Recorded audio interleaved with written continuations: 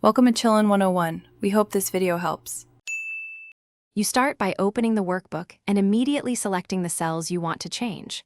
Click a single cell, drag a range, or press Ctrl plus it to include the whole sheet. Once done, right-click and choose Format Cells, or go to the Home ribbon and click Number Group Launcher. You're doing this now to target the exact data, because format changes apply only to selected cells. Keep your selection visible, so you can preview the next formatting choices without interruption. You now choose the right category in the Format Cells dialog to match how you want values to behave. For numeric precision, pick number and set decimals. For money, pick currency or accounting to add symbols and alignment.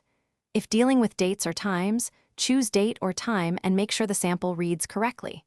Once you select Custom, you can type formats like 0, 00, or YIMMDD for exact control. Make changes and check the preview so values display as intended. You finish by applying the change and verifying that numbers, dates, or text look correct in the sheet.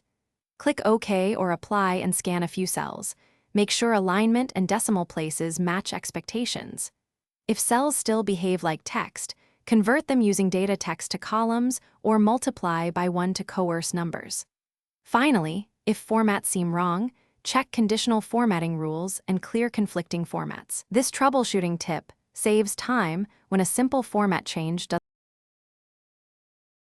Thanks for watching. Consider subscribing if we helped you.